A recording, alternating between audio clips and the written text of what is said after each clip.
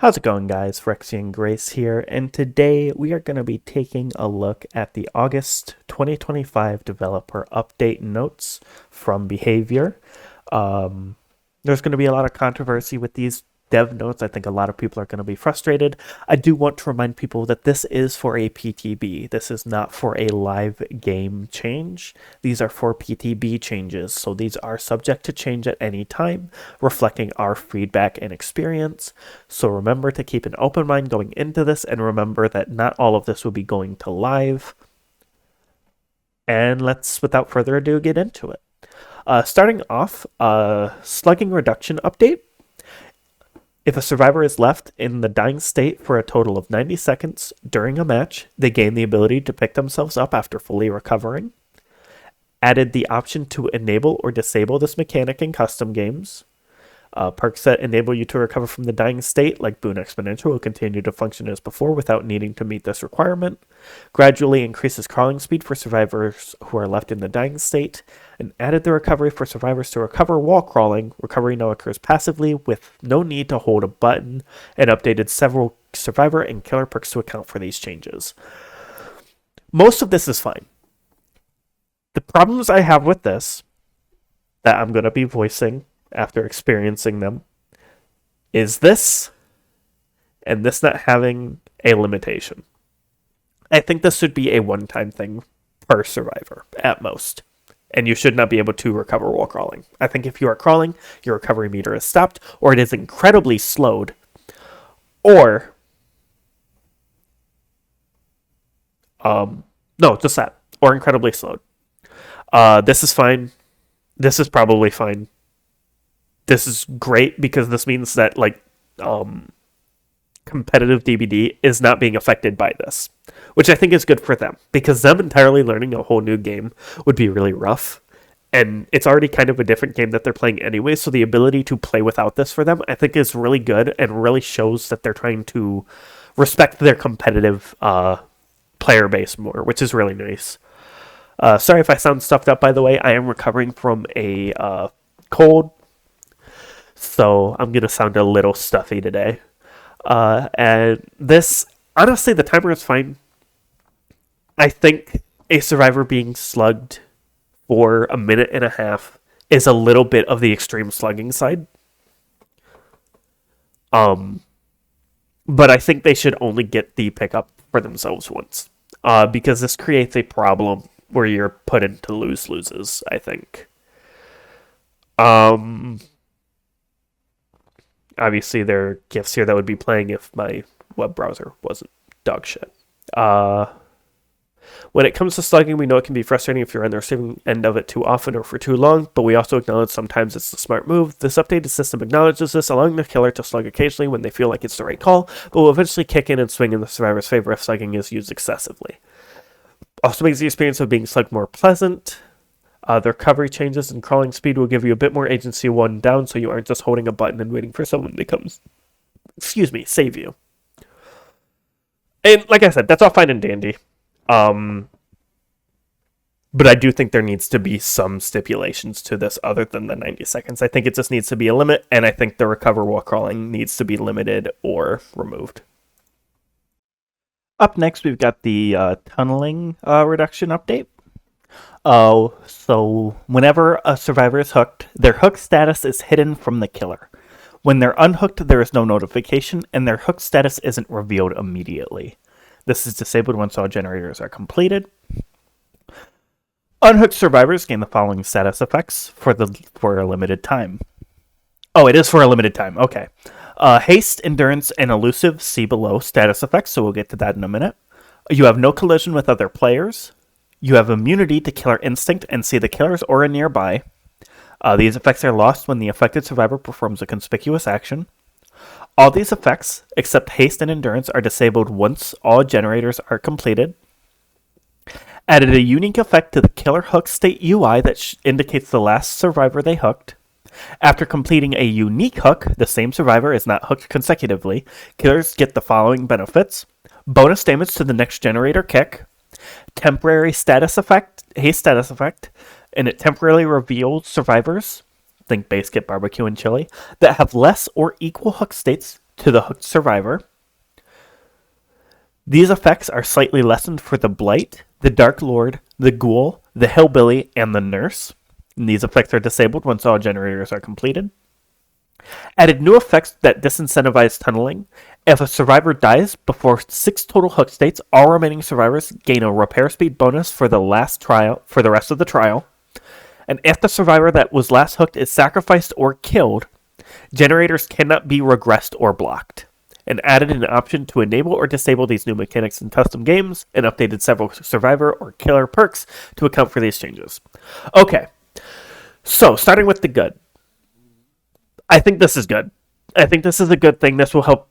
I think most of this is good, I'm going to be honest. I think all of this is good. I think all of this is a really good idea that will dissuade using tunneling or anti-tunnel as an offensive option. It will dissuade using like extreme tunneling at the start of the match. This is good because, again, this isn't affecting comp, which is really good. I think this is smart. I do find a little bit of an issue with behavior now kind of setting a standard for killers, for behavior to rank killers, which I think is fine. I think if they're prioritizing killers that are higher tier to not receive as much of a buff from things, I think that's a good idea. But I worry about where you draw the line. So I think they have to be careful with this. But other than that, I think most of this is really good. My only issues are these 2 lines, or 3 lines rather. If a survivor dies for 6 total hook states, all remaining survivors get a repair speed bonus for the rest of the trial. The question is going to be how much, and this is going to potentially create a go next problem again. I don't think so. This is more just my anxiety talking, and I think the go next prevention that they have in place will punish people for doing it more than making it a viable strategy.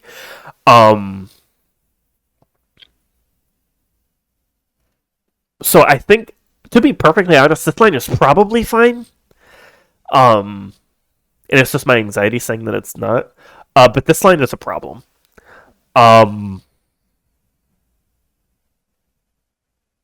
The only killer I can think of that really suffers because of this is Sadako.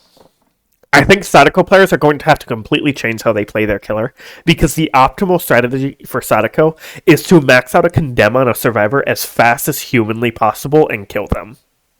That's her strength. That's how she stays competitive, is she's able to very quickly get a condemn on someone, kill them, and make the game a 3v1. If she does that, this punishes her. So I worry about that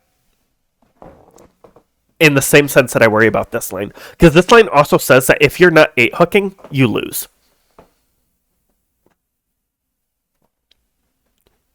Unless I'm misreading this. I could be misreading this, so I'll have to wait and see how it plays out. But this feels like it creates a lose-lose situation, where you have to be 8-hooking now. And the reason I worry about that is it already kind of feels like killers are meant to be a prop in a haunted house. That feels like that's how behavior wants them to be, which isn't fair to the killer player base. We're supposed to play the game the way survivors want us to, and just take it. And I don't think that's fair to us. I think this incentivizes that thought process, and that's my biggest concern. I do think, like I said, I think this and the slugging changes, for the most part, are good. They're good for the game, they're healthy for the game. They're going to create a more dynamic experience for both sides that force you to play smarter and play better. The problem is when it's punishing already existing smart plays. So I'm going to have to see how these play out. But I think overall these are good, but there are concerns there. Elusive status effect. Added a new status effect that silences grunts of pain and suppresses survivor aura pools of blood, and scratch marks. Alright, so they plan to integrate this into existing perks. This is basically a survivor version of undetectable. Okay. Yeah, so I think this is good. I think this is interesting. I'm excited to see how this plays out. This basically means that survivors have a mini Basekit OTR now, though. Which I don't think is necessarily a problem, because you're incentivized for not going after other people, and you cannot body block anymore. You cannot body block if you're off hook. So actually, going back to this, sorry, there is one more stipulation I'd like to add to this. This effect also has to end if you hook another survivor along with other tunneling anti-tunnel perks. So I think Dead Hard is fine to stay the way it is, but Decisive Strike, off the record, stuff like that, needs to be turned off if you hook another survivor. Because if I have all these hoops that I have to jump through to still play the game the way they want us to, and I'm punished for that because of Decisive Strike, I'm going to explode. Make it so that if I hook someone else, I am not tunneling. I have hooked someone else, tunneling perks get turned off, except for Dead Hard. I think Dead Hard is the one exception to this, because Dead Hard I don't see as an anti-tunnel perk, to be perfectly honest. I think Dead Hard is fine the way it is. Tomb Lore's update updated the Tomb menu to feature new tomes. Sorry, I can speak English. It's my native language. And accompanying lore alongside each chapter release, and new lore is unlocked each week within the active tome. Cool. I don't love lore. Like, I'm happy to get more lore, but killer updates. The Shape. Major update. This should say rework. I will say, I have read through all of this before if it's not evident, and this is a rework. Replaced Evil Within with 2 modes that can be toggled with a button press. Stalker mode, 4.2 meters a second, so 105 movement speed. Undetectable and can stalk survivors. Or you can switch to Pursuer mode, where you are 4.6 meters per second. You have a 24-meter terror radius. You have an increased vault speed, bonuses to lunge range, break speed, and stun recovery, and cannot stalk survivors. So Stalker mode is basically when you are in Stalker mode, you can stalk survivors to build up your stalk meter. But if you're in Pursuer mode, you're basically just a buffed M1 killer, which I think is cool. I think that's a neat idea. Once the stock meter is full, Evil Incarnate mode can be triggered at will, granting the following effects for a limited time. Note, survivors no longer become exposed. You move at 4.6 meters a second. You have a 40-meter terror radius and an increased vault speed. And you unlock the Slaughtering Strike ability, where you can hold down the power button to charge this ability, which reduces your movement speed. Then you press the attack button while charging to quickly lunge forward, adjusting your angle as you move. The length of the lunge depends on charge time. If the survivor enters the killer's attack range while lunging, they are knocked into the dying state. This ability can also be used to destroy pallets, unlocks the ability to grab or perform a regular mori on survivors who would die the next time they are hooked, and adjusted the mechanics of stalking, so you no longer have a limited pool of stalk points. Your stalk range is reduced to 32 meters. And moving while stalking has increased movement speed but incurs a reduced stalk rate, and reworked his add-ons. So this shows the dash. And yes, they made Myers a dash slop killer. By moving away from linear Evil Within tiers, we wanted to give players more tools that they can use to adapt to each trial's unique situations while keeping the core of what makes him the Shape. Slaughtering Strike makes a high-threat offensive attack, offering an insta-down opportunity with an extended lunge that is particularly effective in loops and for ripping through pallets quickly. Understanding his kit has changed quite a lot. We've done a pass on nearly all of his add-ons, reworking many of them to offer more unique effects. In particular, for those who prefer his old playstyle, Fragrant Tuft of Hair will change Evil Incarnate to function like old Myers, offering exposed effect and no Slaughtering Strike. Stay tuned for patch notes for the full details on these changes. That's interesting. So you're still offered the ability to play Myers like you used to, for those who prefer that. Which I think is smart. I think that's cool and a really good idea, and something I wish they would do more. Is whenever they fully rework a killer, there are people who prefer that old playstyle. Give us an option to play that killer at the cost of an add-on slot. I think that's cool. So I think Overall, these are great changes. This is going to make the shape a lot more fun to play as and fun to play against because there's going to be a lot more back and forth, I feel. The clown, increased activation time of the afterpiece tonic. Good. Increase how long the afterpiece tonic's hindered effect lingers after leaving smoke. Also good. We heard your feedback that the clown's easier to activate haste. It can make instigating and maintaining chases less interactive for survivors. That, coupled with nerfs to its purple bottles, have pushed players towards this frustrating tactic. To make both bottles feel like viable options without being too oppressive, we've adjusted the values for the most impactful qualities to strike a balance between pre 9.1.0 and live values. Cool. Good. That's what we wanted. Unknown, medium update. Increased additional time added to weaken when injured by a UVX projectile. Okay. Got it. So when you hit them, you get more time back on the weaken. Got it. And increased movement speed recovery after teleporting. Good. Increased camera vertical range and adjusted several add-ons. We will watch this one because this one, I didn't even realize this wasn't a thing, but that's huge. You can go for orbitals on Unknown even better now. Unknown is largely considered to be very fun to play as and against, and we want to preserve that while adapting to the current state of gameplay. We buffed the UVX slightly while also taking what we learned from the animatronic to allow for orbitals, improving UVX aiming, and making for even more fun gameplay. It is also likely no surprise that Blurry Photo is the most used add-on for the Unknown given the importance of speed recovery. To help the opportunity for more add-on experimentation, we've converted a portion of this add-on into a Basekit buff while also doing a pass on other add-ons that are due for some adjustments. This is the second time they have made Blurry Photo Basekit. Blurry Photo was already made partially Basekit, so they're doing it again, which just shows how strong that add-on is. The part I am most excited for, the Dark Lord medium update. In vampire form, slightly reduced Hellfire cooldown. Fantastic. Increased total Hellfire pillars by 1. Fantastic. Reduced Hellfire charge movement speed. Completely understandable. Slightly increased slowdown time after casting Hellfire. I have to see what they do to it before I give a verdict on that one. Wolf form, increased pounce attack charge time. Completely fair. Increased centaur spawn time, also completely fair. Bat form, increased movement friction to make flying easier to control. Fantastic, and adjusted his add-ons. Vampire form is slightly less oppressive in short loops, where movement slowdown has less of an impact, and toning down wolf form's mobility, which has been outclassing some dash killers. On the flip side, you'll find that bat form easier to control in tighter spaces and can use Hellfire slightly more frequently and reach further with it. This is exactly what I have been asking for. These are all more or less changes I have been asking for both the casual Drac players and the one tricks. All of these changes are what we wanted.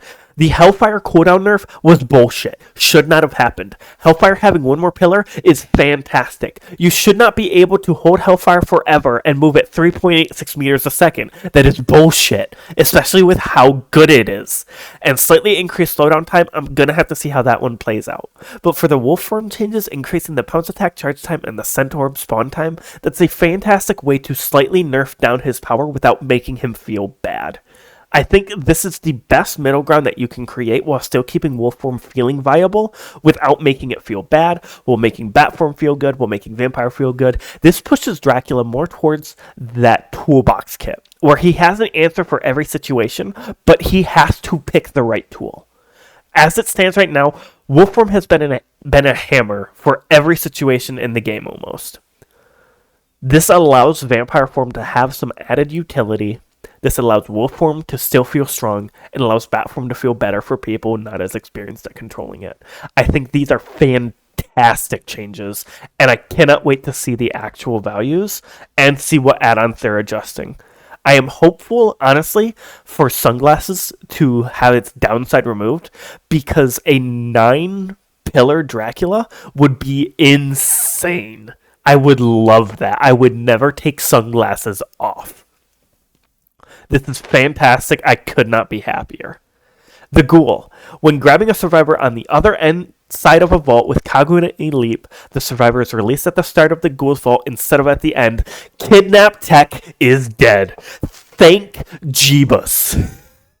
We are so happy to see this. Kidnap Tech has been a blight on this killer's record since launch, and I am so happy to see them finally dealing with it. The Oni, minor update. Hooking a survivor now spawns more blood orbs. This is really smart, as stated in the dev note. With the changes they're making to slugging, Oni gets hit really bad by them. Unfortunately, there is another killer that is affected quite heavily by slugging, being Twins. Twins is played as a slugging killer, so they're affected as well. So I am worried about them, but them being a bit of a stronger killer, I'm less concerned. I'm not a Twins main, so I can't say how much it will actually affect them. Just from my experience of playing them, slugging is very strong on them. So I'll have to see how that plays out on them.